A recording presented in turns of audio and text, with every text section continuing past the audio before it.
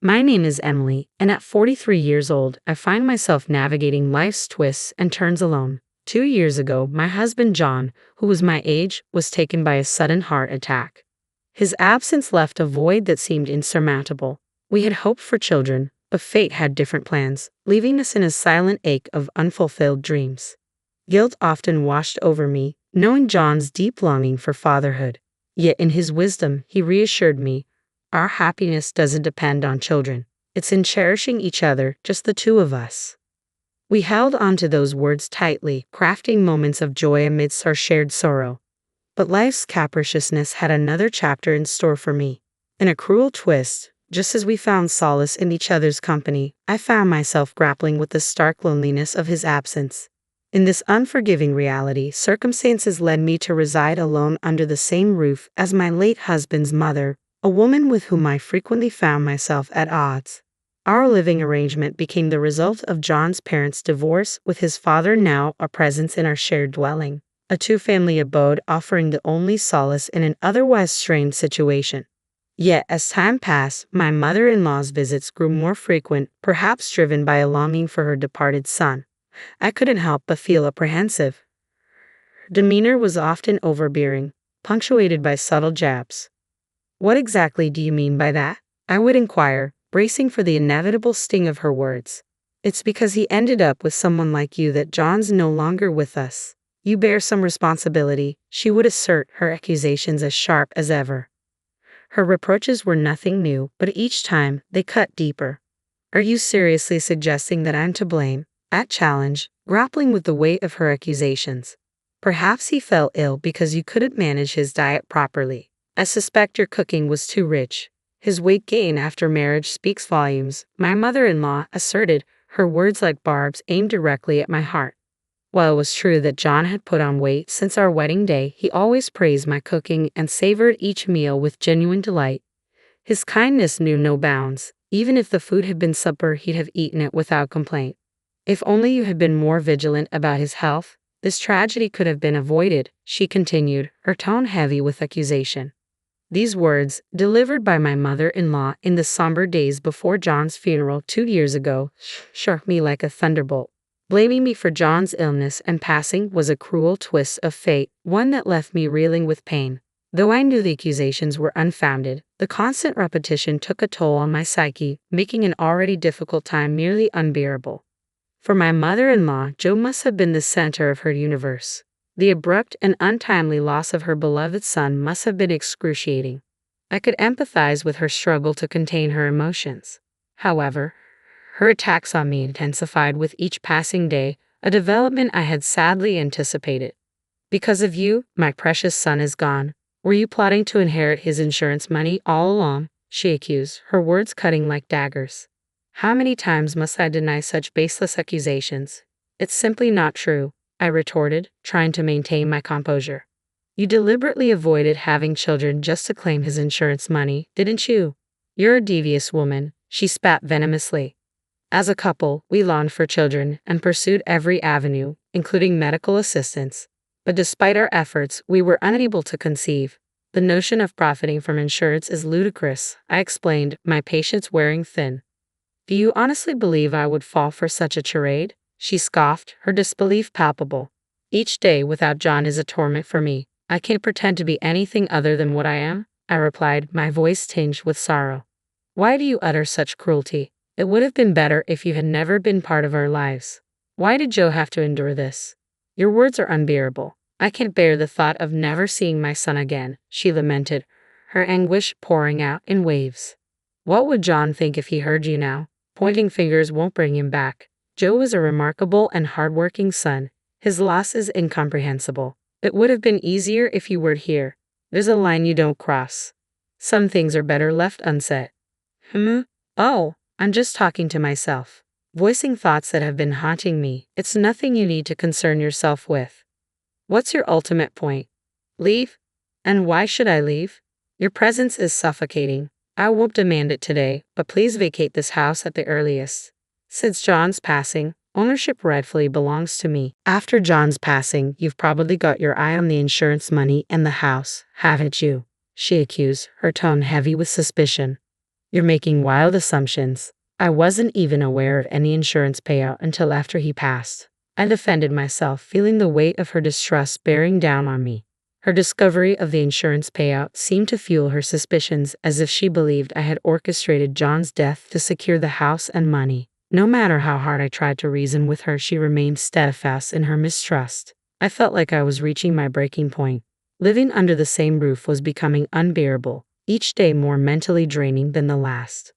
The next day, the tension boiled over.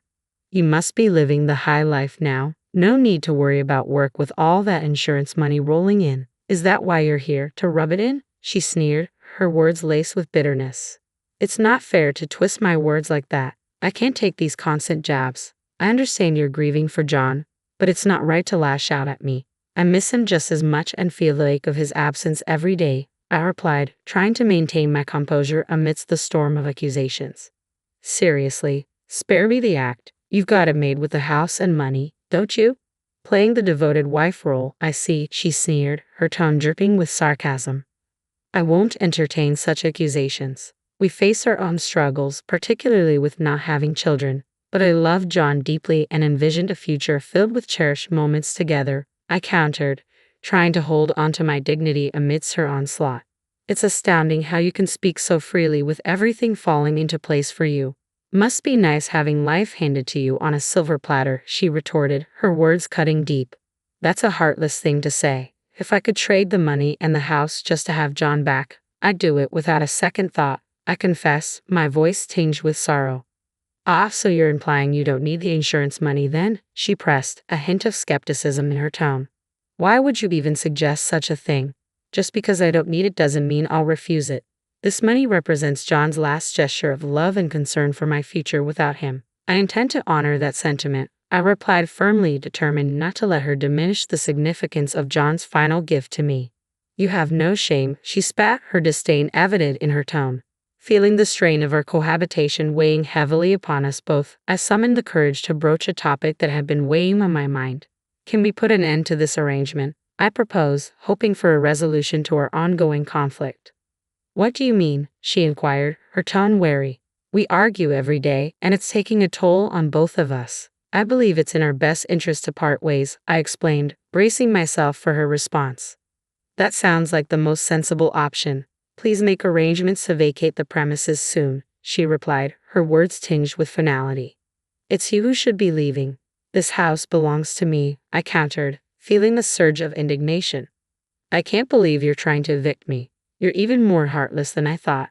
The house is too large for me alone. I'm contemplating selling it and settling elsewhere. Besides, properties in this area fetch a good price, I declared, determined to assert my own interests in the face of her hostility. Seems like every conversation with you circles back to money. How much is enough for you? If you're considering selling, why not just hand the house over to me? It'll be too much for you to manage alone, and the expenses, like property taxes, could become overwhelming. I could help you find a more suitable living situation, like an apartment. Are you suggesting I pay rent to stay in my own home? If selling is your plan, then consider handing it over to me. Renting an apartment would likely be more economical than maintaining this entire house. I can't commit to monthly rent payments, but I'm willing to contribute towards it. If that's the arrangement, so be it. I'm relieved to finally break free from living under the same roof with you. I always feared it would come to this. Just promise me you'll provide financial support. Agreed. Let's start the search for an apartment soon. So, we made the decision to go our separate ways. Despite our complicated relationship, my mother-in-law is the mother of my late husband, John. I feel a duty to support her, especially considering her financial struggles. With this in mind, I began the search for a suitable apartment for her. I feel like I've let you down. The diagnosis was a cerebral hemorrhage, but thankfully, it wasn't life-threatening. I spent 2 months in the hospital, including my recovery time. Throughout my stay, my mother-in-law never once came to visit. It was my parents and sister who took turns caring for me. Their unwavering support allowed me to regain almost normalcy in my daily life, with only minor lingering symptoms. And before I knew it, my 2-month hospital stay had passed, and the day of my discharge had arrived. I had initially planned to temporarily stay at my parents' place, but upon returning home to gather my belongings, I was greeted by a startling sight. What? Where's the house? What happened? I exclaimed, unable to comprehend what I was seeing. My mother-in-law appeared as though she had been expecting me. Congratulations on being discharged. I didn't expect you to look so well. It seems there are minimal lingering effects and I can resume my usual routine. I'm relieved to hear that you're doing better. But what happened to the house while I was in the hospital? I inquired, my mind reeling with questions. Well, you see, I sold it for around $150,000, she replied matter-of-factly. What do you mean you sold it without consulting me? I demanded, incredulous. I had a friend who was eager to live in this area. Her husband works nearby, and they needed a place urgently, so I went ahead and sold it, she explained casually. Selling it without even informing me is completely unacceptable, I protested, feeling a surge of anger. It's not that big of a deal. I received an offer right after you were hospitalized. I figured even if you recovered, you might struggle to live independently and could end up in a care facility, so I made the decision on my own. Don't be upset, she said, trying to justify her actions. I can't believe this. Thanks to me finding a buyer, we got $150,000 from selling the house, she added, as though it were a positive outcome. I can't believe it. While I was in the hospital, my mother-in-law sold the house without consulting me. Apparently, their acquaintance had always coveted the land surrounding my house, and my mother-in-law took it upon herself to arrange a private sale, I recounted, feeling a mix of shock and betrayal. Are you seriously considering selling someone's house without their consent and pocketing the proceeds? I questioned, appalled by her audacity. But the house was originally in John's name, wasn't it? She countered, attempting to justify her actions. While that may be true, I fail to see how that concerns you, I replied, growing increasingly frustrated. Anything that belonged to my son John is rightfully mine, she asserted, her tone unyielding. You seem to conveniently interpret things in your favor, but that's not how ownership works, I retorted, feeling exasperated. What exactly are you implying? She challenged. When John passed away, the title of the house transferred to my name, I explained, hoping to clarify the situation. And what's your point? She asked, seemingly unfazed. Selling a house without the owner's consent is bordering on criminal behavior, I stated firmly, unable to hide my disbelief. Please refrain from calling me a criminal, she snapped defensively. Who would have thought you'd consider life as usual after hearing about the cerebral hemorrhage? That doesn't give you the right to sell it, I argued, struggling to contain my frustration. Why the hostile expression? Do you honestly believe you'd win in court? How about we split it 50-50? That way, we each get $75,000, she suggested nonchalantly. It's not about the money, I snapped, feeling my anger rising. Then why are you so upset? While I was hospitalized, she single-handedly sold her house and used the proceeds to purchase a condo for herself. Strangely enough, there was a condo neighboring our old house for sale at around $75,000, and she's currently residing there. To top it off, she relocated my belongings to her new place. It seems that during those 2 months of my hospitalization, she doubted the severity of my condition and took it upon herself to make significant decisions. It was time to confront the self-centered woman with the truth. The house is no longer in my name, I revealed, my voice tinged with resignation. What do you mean? I demanded, struggling to comprehend her actions. I started the process of selling the house while I was in the hospital, she confessed. And what of it? I pressed, my frustration mounting. Due to its prime location, the sale was swiftly arranged. I was meant to handle the paperwork post-discharge, but it's already been finalized, so there's no turning back, she explained matter-of-factly. You must cancel it immediately, I insisted, feeling the surge of urgency. It's my property, so I see no reason to cancel, she countered, her tone firm. You need to explain the situation to your acquaintance and return the $150,000. I urged, hoping she would see reason. What are you suggesting? I've already purchased a condo, she revealed, her response leaving me speechless. So you're only willing to return half of it? I asked, feeling a mix of frustration and disbelief. Then you'll need to sell the apartment you're currently residing in to repay the remaining sum, won't you? I pressed, determined to find a solution. My clients are also considering demolishing the house, so it's convenient for them. I need to proceed with the necessary procedures, so please arrange for the refund promptly, she insisted, her tone resolute. Wait a minute. We're not finished discussing this, I interjected, feeling a sense of urgency. I'm considering returning to my parents' home, so I'd appreciate it if you could arrange to have my belongings sent there, I requested, hoping for some semblance of cooperation. Wait, I have a feeling today will be the last time we see each other. Please take care, she said, her words tinged with finality, leaving me with a sense of resignation. After that incident, I severed all ties with her. Later, I heard she apologized to the acquaintance she had sold the house to without my consent and reimbursed them.